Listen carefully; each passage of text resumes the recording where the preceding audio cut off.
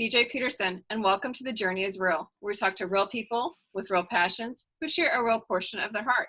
Today, my guest is Shelley F. Knight, and we titled her podcast A Self-Kick Lifestyle. I want to say, first of all, welcome, Shelley. Hello there. Could you explain to people why we titled it A Self-Kick Lifestyle? Yes. So I'm a once upon a time nurse, but I left nursing just after my book came out, and that's Positive Changes, a self-kick book. Okay. So it's like self-help, but a little more oomphy. Gotcha. Okay. So you started off as a nurse. How did you make the leap from nurse to where you are now? Could you kind of take us on that journey? Yeah, so it wasn't a sudden decision, but I started out in like 2004 and was working in acute medicine. So it's sort of like really fast-paced heart attacks, things like that. And then one day I got a call on the ward to say that my stepdad had died. And It was just like a real life-changing event for me. So I did go back to work, but it was never really the same. And I was with that nurse that got the call on that ward. So I moved into hematology, oncology, and end of life, and was there for many, many years. But then loss was still part of my life. So I had fertility problems. So I took a career break, studied everything spiritual under the sun, from color therapy, Reiki, healing, clinical hypnotherapy, herbalism, everything I could possibly find. Did return to nursing, but I think because of all my losses and all the spiritual things I'd done, something in me had changed by that point. But I did carry on. But then I just had this niggle that I've always wanted a spiritual career. I'm always talking, always doodling and writing. So it just got to that point where I kind of took a leap of faith, started to write the book after a really bad event in my life, really. And then the book came out and I've just been running with it, really. So yeah, the self-kick lifestyle took in. Okay. Can you explain to people what the self-kick lifestyle is? So self-kick is like when you're just procrastinating. We always think we have so much time in life, and it's always like one day rather than something being day one. And we don't want to make positive changes. We settle for second best in relationships, in jobs and things like that. So self-kick is just kicking the procrastination out the way, taking action, following the dreams, being firm with yourself, really, because self-help's quite gentle, isn't it? And that's not really me. You know, I'm from the UK. I speak really quickly. I am kind of, come on. I think it comes from my end of life nursing, where I just learned what was really important in life. And it is just to live the best life you can. And so I just get really unsettled if people are sort of, waiting to do something they really want to do because, they haven't got enough money in the bank, or they want to be at this level in their career. I just believe we should do it now. So self-kick's like a little kick up the bottom, really. Mm-hmm. Well, that's kind of like you said you worked at the end of life section. I'm sure the people you probably talked about the regrets of what they wish they had done, had they done this, or wish they had done that. I'm sure that's probably what kicked part of it into gear for you. Yeah, absolutely. And I write about like the 5 life lessons I really observed time and time again in Positive Changes, my first book. And it is just like, what are those? They're really simple, which brings it kind of like with a sadness. It's like, be happier. So people play down their happiness. They settle with someone who their family want them to be with. They stay in a job that they don't really want to do. So it's allow yourself to be happier. Mm-hmm. Connection's really key. Like connection to yourself, really know yourself, but be part of your community, part of the world, shine your light. Mm-hmm.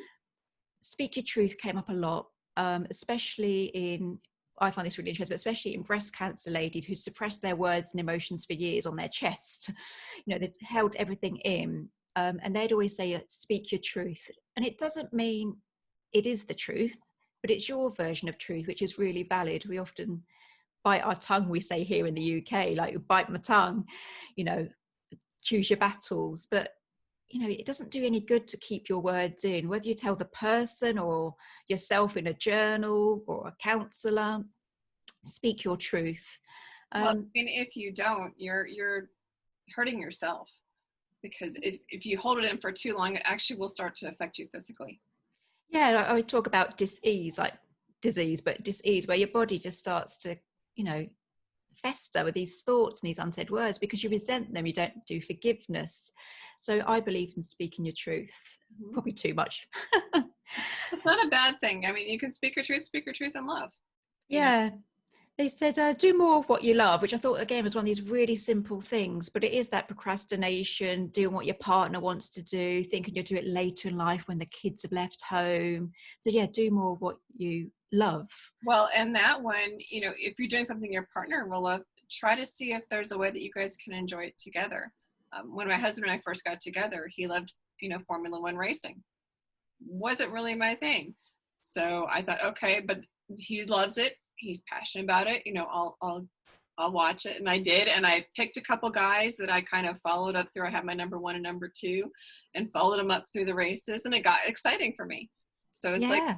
kind of go out of your comfort zone, go out of your, this is what I like, and I'm going to stick with this sort of zone. Photography, my husband wasn't really liking, you know, that wasn't his thing. But since he's been with me, I take pictures all the time. And now he started doing it. And so it's just something, you know, when you're sharing something with your partner, your best friend, you know, your other half, whoever it may be, it's something that, you know, you can go forward with and go with together. And you can actually find joy in something you initially didn't think you might like. Yeah, I love that. My husband always say that he's like really scientific, like where's the science in that? Where's the proof in that? And I said, like, I'm just going to go off, do a meditation, polish my crystals, you know, but he allows me to do it. And then as you say, he likes gaming and I'm like, really? But you do find that middle ground. Mm-hmm. Yeah. And Well, again, it and goes back it's to the fun. point. Try if you like gaming, create a character for yourself and just spend a night doing it. You know, it Yeah. brings them joy and it brings you joy for bringing them joy. And then you might find that you kind of like it. It might be a little fun. Yeah. And I think you do. I think it helps when you've got children as well, because they sort of join in and they've got interest and they want to learn. So you do try a lot of things when you've got children. My We husband's just my fifth child. yeah, my husband has two twin boys, and so we don't have children at home. Our children are our dog and our cat. Ah. And then I'm a children's author as well. So we have Chief and Sarge, two stuffed animals that we literally take with us on trips and get pictures taken with them. And they do real life adventures online. And so those are technically our children. I was a youth leader for 18 years. And so those are our kids as well. But like I said, if you find something, and my husband didn't initially like youth leading, he's like, you know, I kind of raised two. I really don't want to. But when he got into it and he found you know, the age that worked with him, he absolutely loved it. You know, so it's like find something that maybe your partner likes. That's kind of the idea behind being a partner. You can kind of enjoy something that they like that you may not have initially liked. Yeah, I think that's really important, especially like to have a successful relationship. I think you always need to grow, otherwise you're just going to outgrow each other. So yeah, absolutely. Exactly. And you're just going to keep growing further and further apart until you Yeah, let mutual in there. yeah. So that was number 3 or 4? That was 4. Yeah, so 5 is live your life, which sounds really rhetorical. And I'm not saying to live your life as in like you're not dead. I'm saying live your life as in your version. And they're all quite similar, I found, but they do stand alone. And it's kind of, especially with generations where people would inherit family businesses or marry the person that they got pregnant or following on that career that their family always did. You're not really living your life. And that is kind of part of life. Like we're born into a name that we didn't choose, into a religion, into, you know, all different things. But at some point, I think there comes a niggle where you think, what is it I want? You start to search, and it is to live that life that you really want. Like me, maybe like when I left my nursing, yes, my family said, like, when you're going to get another proper job? When I said, I'm an author. Hey, that is a job. You know, they're saying that's lovely. You know, you might do that on a Wednesday or something, Shelley. But they used to say, like, when you're going to get a proper job again. But I'm not. I'm living my life, and my life always had that niggle that I wanted a spiritual career. I wanted to help people, but in a different way. You know, from bed baths and drug rounds and shift patterns. Yeah, so live your life. Well, and you know, being an author myself, you know, I get it. People are like, well, you know, when I retire, I might be an author. I'm sorry, but anybody who's an author and who has a full-time job, you know, all hail to them. I do not know how they do it because it is my job, and it is my Yeah. full-time job. I'm an author, blogger, and a podcaster. And I cannot imagine, with all the advertising that you have to do on your own, and marketing and social media and actual writing and working and editing and publishing and all of that stuff. That is a job. Yeah. Yeah. So I kind of cringe and be like, well, when I retire, I might write a book too. Or my other favorite is when they come up to you and like, well, I have a story that you should write. No, if you have a story, then you need to write it. That's great. Isn't it? Here's my story. Could you tell it? It's like, that's not really how it works, is it? No, that's not authentic. No, I mean, if you have like a story idea and you give it to 10 different authors, I promise you will have 10 different stories. Yeah. So you kind of spin it. So what's number 5? That was number 5. So okay. Be happier, the sense of connection, speak your truth, do more of what you love, and then live your life. Yeah, I mean, they sound simple and they sound no-brainers, but honestly, if you take all 5 of those to heart, you will actually see a change in your life, because people get going into this grind where they're like, I have to do this and I have to do that and I have to do this. Or if they've got, like you said, you have 5 children, you can get lost in the chaos of the kids and your daily work, and they're not living a life. It's more like they're working to live instead of living they're living to work instead of working to live. Yeah. I've got 4 children. I just count my husband as my 5th. Oh, gotcha. He's counted in the equation just because he's quite childlike. There you go. Okay, so you've taken us a little bit on your journey. What exactly was the turning point? You said that it was when your stepfather passed? So yeah, when my stepdad died and I was working in acute medicine, that was the first curveball. And I think this is my belief, please don't take it on if it doesn't resonate with you, but I believe a lot of things in my life are predestined. I think like loss was probably one of them, which is why I work so much with grief now. But yeah, my beautiful stepdad died. He's called Badger. We used to call him Badger because he had dark hair with a white streak down the middle. Oh, so so we call him Badger. It's nicer than saying skunk, let's be honest. So he died, and that was my first turning point, and I tried to carry on.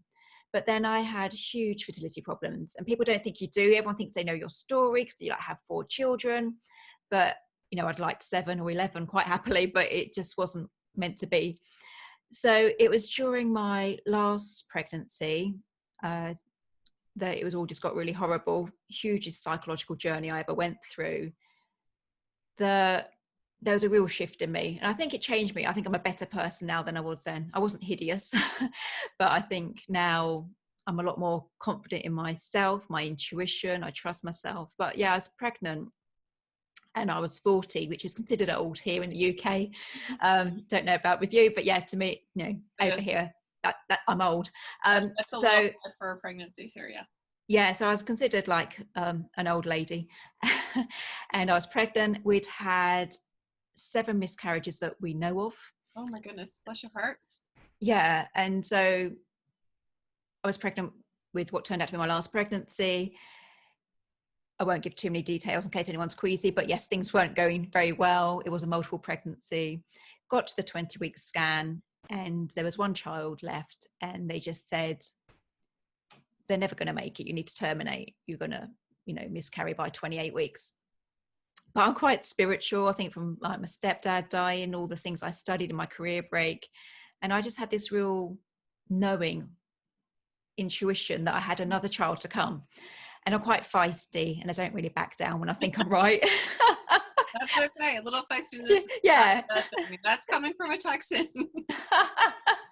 When you think, well, it took me 40 years to like myself, so I'm just going to run with it, really.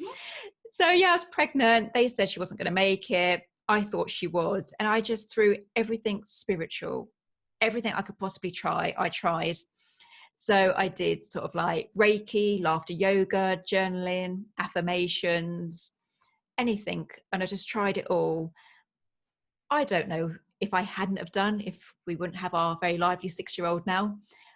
But I like to think it was my turning point. I was meant to embrace spirituality, teach others about spirituality. So from that, I realized, I don't know if you say it over there, but we say it's a semicolon moment. So semicolon's like, do I end my story here, or do I find the strength to carry on? So my daisy journey, as I call it, my daisy pregnancy was my semicolon point. Do I stop here because it's overwhelming, or do I carry on? So I carried on, but it wasn't easy. And it's because of that, I wanted other people to know that you've got this, we can do it. So I wrote Positive Changes, a self-kick book, because it's not, oh, gentle, have a try. It's like, days are precious. We really need to do this. So hence the self-kick. So in there's not one way. I'll say in one chapter, slow down, you're missing life. Another one, speed up, take action. There's my warped humor in there. It's all in there.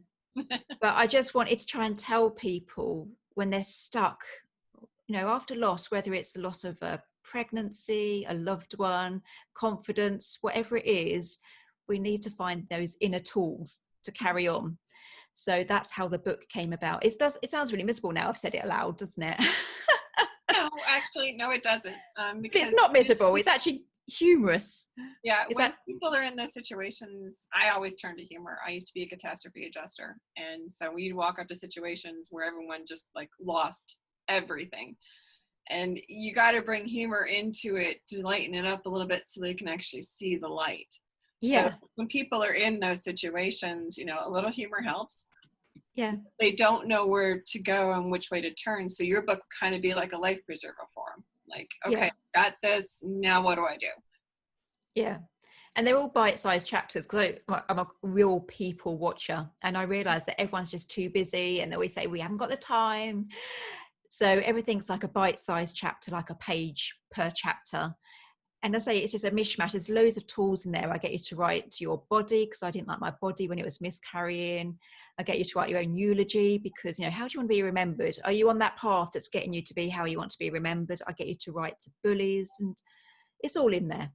All the tools I used, whether they worked for me or not, are in there to try and encourage other people to move on at that semicolon point. Now, if somebody wants to find you, how would they find you? So I'm Shelley F. Knight. So you've got my website, shelleyfknight.com. I'm on Facebook. Can you please spell that to make sure people are spelling your name right? Yes, because people do miss out the E. So it's Shelleys, SHELLEYFKNIGHT.com. So shelleyfknight.com. And if they go, what all are they going to find? So over there, you've got links to the book, you've got articles I've written for magazines, you've got my podcast series, you've got links to other social media. You can subscribe to my newsletter, which I'm really kind of encouraging people to do because I've got my next book coming out next year. So it's just to keep people in the loop about what's happening there. So and what's your next book going to be about? About grief. So it's called Good Grief. It's not as humorous as the first one, but yeah, it's called Good Grief and it's out with O Books in 2021. And that just draws, thank you. So it just draws on my 30 years in healthcare and like 10 years of spirituality and just my observations of life lessons, grief, loss in life, and just all the tools, more spiritual than the ones in my first book, but all the spiritual tools to help you with your grief journey, whether that's, loved ones died or you've just lost your confidence or your mojo, whatever you've lost, it's just to try and get you to carry on. So it's not just people who have had like profound losses. Sometimes it's people who just don't know which direction to turn. Yeah, I call it mini deaths. So like, you get grief when you lose anything with which you had an emotional connection. And that can even be like if you lose your job, which you loved, a relationship that you loved, when you lose something, it adjusts who you are, your life path and things like that. So yeah, it's to do with death and mini deaths. Mm-hmm. Very cool. Okay, we have just a few minutes left. Is there anything you'd like to add? No, so you can find me over on Facebook and Instagram. I've just got onto YouTube, way out of my comfort zone. So I have to practice what you preach. In my first book, I'm like, get out your comfort zone. That's where the magic is. Well, and guess what? You're going to be on YouTube with this one too. So. Oh, but I just, I just hide. Do you know what I mean? So I can hide behind a monitor and write a book. I can hide behind a mic and do my podcast. And then I thought, get authentic. If it helps someone, I'll get out my comfort zone. Yeah, but when I first started doing book shows, my sister and I are both authors, so we usually double team. She would go out and meet people and bring them back to the table, and I'd have the table to hide behind. And then of course, podcasting, you are hiding behind it, but you still got the camera in front of you. You're still somewhat in control. But the way I do the Journey is Real is, again, we're real. So how it's taped is how it's put on there. So if I make a mistake or I stumble in the beginning, like I did this one, then it's staying in there because that's real. Yeah. But now, like now I'm the one that jumps on the other side of the table. Kind of Oh, like, wow. you push yourself out of your comfort zone enough, it's going to start to become normal. Like I am so painfully shy when you first get to meet me. I'm a people watcher too. Yeah. And so I kind of watch about 20 or so minutes to try to figure out, okay, what can they handle joking wise? What can they not handle joking wise? Because of, my past growing up, Army brat, EMT, different, working a lot of like male type jobs, catastrophe adjuster, and now author. It's like, I can handle a lot of twisted sense of humor, but not everybody can handle that. So I kind of watch people say, okay, what can they handle? What can they not handle? But now I had to push myself out of that in being an author because you got to come around that table. Yeah. You got to kind of push yourself out from there. And when you do it, it becomes a lot easier as you go. Yes, it's all very new to me. I didn't record my podcast at all, but now I'm going to start to do how-to videos. And it's just like looking at yourself. I'm an only child, so I'm quite used to my own company. But even I was just like, oh, YouTube, you're cruel. It's out there. And, you just kind of like, I interviewed another gentleman right before actually yours. And his is kind of like helping people get out of their comfort zones. And we were talking about that. And I said, going out of your comfort zone is never an easy thing. I have technically 13 books out, but there's only 12 that I talk about because that first one that I put out there was kind of to test the waters and see what it was like out in the publishing world and the author world and make all my mistakes with it. I'm rewriting that one, and that one's currently with the editor, so it's going to be republished. And so it's like when I read that book after publishing all the other ones, I'm like, oh, that's terrible. Everybody's got that's terrible moment. It's like you had to start somewhere. Yeah. And so I'm rewriting it because that story still needs to be told, but I had to do it from somewhere. Yeah, start before you feel ready. And I say about that to other people, I'm like, start before you feel ready. And they're like, Shelley, you need to do that. Yeah. Awesome. Well, Shelley, you've been a real joy to talk to today, and I really appreciate your insight. And the 5 actually does seem fairly simple, but putting it into practice is kind of a different thing. So I challenge you to get her book and find out what those 5 steps are and to actually implement them. Jump in with both feet. Need a self-kick, she's got it for you. You can find her again on ShelleyFKnight.com. That's ShelleyFKnight.com. Shelley, thank you for coming on today. We really appreciate you. Oh, thank you so much for having me. No problem. And thank you for watching The Journey is Real, where we talk to real people with real passions who share a real portion of their heart. I'm CJ Peterson of CJPetersonWrites.com. Until next time.